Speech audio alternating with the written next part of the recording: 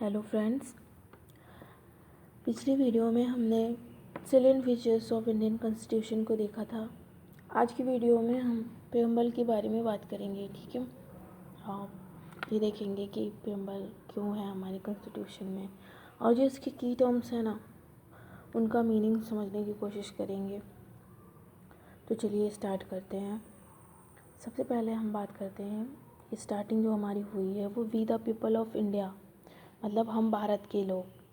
तो इस प्रेम्बल में सबसे ज़्यादा अगर किसी को वैरायटी इम्पोर्टेंस दी गई है तो वो भारत के लोगों को दी गई। भारत के लोगों का ही एक ये ऑब्जेक्टिव है। ठीक है, तो हम समझते हैं कि जो भारत के लोग हैं, मतलब हम जो जनता है भारत की, जो मेन ऑफ सोर्स है ना पावर, सोर्स ऑफ पावर, वो सिटीजन है इंडिया के। ठीक है, जो गवर्नमेंट हमारी फॉर्म होगी वो सिटीजन के रिप्रेजेंटेटिव, जो सिटीजन्स भेजेंगे चुन के अपने रिप्रेजेंटेटिव्स, उनके माध्यम से गवर्नमेंट का फॉर्मेशन होगा। ठीक है, तो मेन सोर्स ऑफ पावर कौन है? इंडिया के सिटीजन्स हैं। ठीक है, आगे हम देखते हैं। तो फर्स्ट हमारा वर्ड है सोवरेन। सोवरेन मीन्स ये है कि जो हमारी कंट्री होगी वो इंडिपेंडेंटली अपने डिसीजन लेगी, किसी के कंट्रोल में या किसी के इन्फ्लुएंस में ऐसा नहीं करेगी। ठीक है, मतलब विदाउट किसी के कंट्रोल खुद के डिसीजन खुद से लेगी एज अ सोवरेन अथॉरिटी। ठीक है, सेकेंड की अगर बात करें तो सोशलिस्ट। सोशलिस्ट मीन्स ये है कि जो हमारी कंट्री है उसकी जो आइडियोलॉजी है वो ये है कि हमारे समाज में रह रहे प्रत्येक व्यक्ति को जो उसकी रिसोर्सेज हैं उनका इक्वल डिस्ट्रीब्यूशन होगा। और जो हमारा स्टेट है, तो ये जो सोशलिस्ट आइडियोलॉजी है वेलफेयर स्टेट की बात करती है। ठीक है, नेक्स्ट की अगर हम बात करें तो सेकुलर। सेकुलर मीन्स ये है कि हमारे वहाँ जितने भी धर्म हैं, क्योंकि हम जानते हैं हमारे वहाँ डाइवर्सिटी है। ठीक है, बट डाइवर्सिटी में भी यूनिटी है।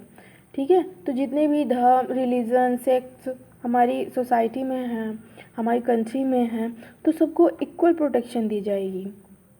ठीक है, किसी के साथ कोई भेदभाव नहीं किया जाएगा कि ये कम, ये सुपीरियर है, वो इन्फीरियर है, ऐसा कुछ नहीं होगा। ठीक है, एंड सेकेंड की बात करें तो डेमोक्रेटिक रिपब्लिक मीन्स ये कि एज ए, तो हमारी कंट्री डेमोक्रेटिक कंट्री है, हम सभी जानते हैं। ठीक है, और सभी को राइट है। और मोस्टली क्या ऐसा होता ही है कि हमारी जो कंट्री है, ठीक है, हमारी कंट्री में हम अपना रिप्रेजेंटेटिव भेजते हैं। ठीक है, उससे क्या होती है, गवर्नमेंट का फॉर्मेशन होता है। ठीक है, तो मतलब हमारे द्वारा चुना हुआ नेता हमारी गवर्नमेंट होती है। तो जनता जो है अपने व्यूज़ या अपने थॉट्स के अकॉर्डिंग उनको जो सही लगता है कि हाँ ये हमारे वेलफेयर के लिए काम करेगा लीडर या फिर नहीं करेगा, तो उसके अकॉर्डिंग वो उसको वोट देते हैं। तो जो पावर है वो जनता के हाथों में ही है, क्योंकि अगर देखा जाए तो बेशक हमारी जो गवर्नमेंट है वो हम पर रूल, मतलब कंट्रोल रखती है, लेकिन अगर देखा जाए तो अगर हम मान लो गवर्नमेंट डिक्टेटरशिप में आ जाती है, ठीक है, अपने मनमाने तरीके से काम करती है, हमारी जनता की तरफ ध्यान नहीं देती, तो क्या जनता उसे जवाब दे सकते हैं? किसके द्वारा? वोटिंग पावर के द्वारा। तो हम कह सकते हैं कि जो हमारी कंट्री वो डेमोक्रेटिक रिपब्लिक है, क्योंकि हमारे वहाँ कॉन्स्टिट्यूशन है और कॉन्स्टिट्यूशन के अकॉर्डिंग उसका सिलेक्शन होता है, मतलब जो निर्वाचन होता है। ठीक है, फिर उसके बाद गवर्नमेंट बनती है। नेक्स्ट की अगर बात करें तो जस्टिस। जितने भी हमारे सिटीजन्स हैं उनको जस्टिस मिलेगा। 3 प्रकार का जस्टिस मिलेगा, सोशल, इकोनॉमिक और पॉलिटिकल। ठीक है, सोशली उनके साथ कोई भेदभाव नहीं किया जाएगा, उनको जस्टिस मिलेगा। इकोनॉमिकली भी उनके साथ कोई डिस्क्रिमिनेशन नहीं होगा। पॉलिटिकली उनका पार्टिसिपेशन होगा, उनके साथ जस्टिस होगा। ठीक है, सेकेंड की बात करें तो नेक्स्ट है लाइबर्टी। लाइबर्टी 5 प्रकार की हमारे कॉन्स्टिट्यूशन में दी गई हैं।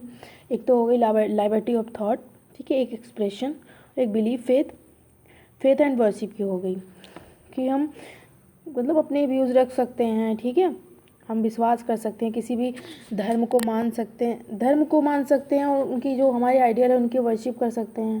जैसे कि किसी भी मान लो हिंदू रिलीजन के लोग हैं तो भगवान को मानते हैं, मुस्लिम्स हैं अल्लाह को अपना आइडल मानते हैं, तो अपने अकॉर्डिंग हम उनकी पूजा कर सकते हैं, हमें इसकी फ्रीडम है, ठीक है। नेक्स्ट अगर बात करें तो equality of status and opportunity, ठीक है। तो हमारे वहाँ से किसी का ये नहीं है कि हाँ ये बड़े हैं वो छोटे हैं, मतलब सबको एक समान अधिकार प्राप्त है, ठीक है। सोसाइटी में भी अगर हम रह रहे हैं तो ये नहीं है कि जैसे पहले हुआ करता था ना वर्ण सिस्टम, तो अब तो ऐसा कुछ नहीं है ना, सबको इक्वल प्रोटेक्शन है, इक्वल वैल्यू दी जाती है कि हाँ सभी का इम्पोर्टेंस है सोसाइटी में, है ना। तो जो अपॉर्चुनिटी है सबको इक्वल दी जाएगी, किसी भी फील्ड में हो, अगर कोई गवर्नमेंट पॉलिसी भी बनाती है तो भी सबको इक्वल अपॉर्चुनिटी दी जाएगी, उसमें ये कोई नहीं कह सकता है कि नहीं तुम इस स्पेशल ग्रुप को ये नहीं, इसकी फैसिलिटीज़ नहीं दी जाएंगी या फिर सो ऑन। लेकिन एक इक्विटी का भी कॉन्सेप्ट यहाँ पे है। इक्विटी का कॉन्सेप्ट ये है कि जो ऑलरेडी किसी कारणवश सोशली इकोनॉमिकली बैकवर्ड हैं, ठीक है, तो उनको एक प्लेटफॉर्म दे के उनके डेवलपमेंट की बात की जाए। क्योंकि देखो जो हमारे दिव्यांग, अगर एग्जांपल लें तो जो दिव्यांग व्यक्ति हैं, ठीक है, वो बेचारे अनेबल होते हैं क्योंकि फिज़िकली वो कुछ ना कुछ प्रॉब्लम्स उनके पास होती हैं, ठीक है। तो अगर हम उनको अपनी लाइन में लाके खड़ा कर देंगे कि तुम संघर्ष करो या फिर हमारे साथ में इक्वली हम उनके साथ ट्रीट करें इक्वालिटी के साथ में, तो क्या होगा, यहाँ पर हम फेल हो जाएंगे। क्योंकि मान लो कि कोई चल नहीं पा रहा है, ठीक है, और हम उससे कहें कि तुम रनिंग करो हमारे साथ में, अब वो रेस लगानी है उसको हमारे साथ में, तो हम तो दौड़ लेंगे लेकिन वो नहीं चल पा रहा है, तो क्या करेंगे हम कि उसे चेयर दे सकते हैं, व्हील दे सकते हैं, व्हील चेयर जो होती है ना। तो जो व्हील चेयर देना हुआ ना, ये इक्विटी हुई कि मतलब उसे हम उस कोई साधन दे ताकि वो भी हमारे इक्वली मतलब आ सके, ठीक है। नेक्स्ट की अगर बात करें फ्रेटर्निटी का मतलब ये है कि हम जितने भी सिटीजन्स हैं इंडिया के, वो चाहे किसी भी कास्ट से बिलोंग कर रहा हो, रिलीजन से बिलोंग कर रहा हो, हम सभी एक दूसरे के साथ भाईचारे के साथ पेश आएंगे, मतलब एक दूसरे के साथ हिल मिलजुल के काम करेंगे, एक दूसरे का सहयोग करेंगे, है ना, और अपने देश के डेवलपमेंट में कंट्रीब्यूशन करेंगे, ठीक है, कंट्रीब्यूट करेंगे खुद को।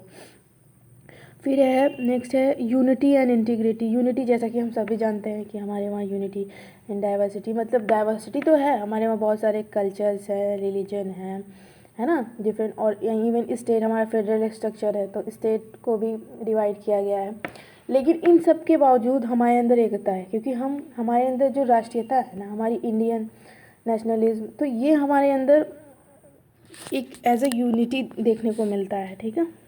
इन सब के बावजूद जो हमारा कंट्री है वो यूनाइट है।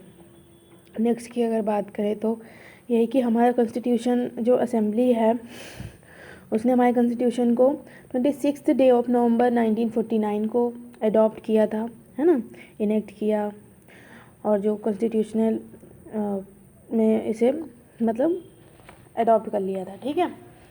और अगर इसकी बात करें कि जो कॉन्स्टिट्यूशन ये हमारी प्रियम्बल है, तो ये प्रियम्बल क्या है, तो प्रियम्बल अभी तक इसमें सिर्फ एक बार अमेंडमेंट किया जा चुका है, ठीक है, इससे पहले और इसके बाद अभी तक कोई अमेंडमेंट नहीं हुआ, और वो अमेंडमेंट 42nd अमेंडमेंट एक 1976 में किया गया था, फिर बाद में उसे इसमें 3 शब्द जोड़े गए हैं, एक था socialist, second secular and third integrative, ठीक है। जैसा कि हम सब ने देखा, तो चलिए आज की क्लास हम यहीं रखते हैं, नेक्स्ट वीडियो में आगे की जो चैप्टर्स हैं उनको देखेंगे, कवर करेंगे, ठीक है। तब तक के लिए thank you so much, bye bye.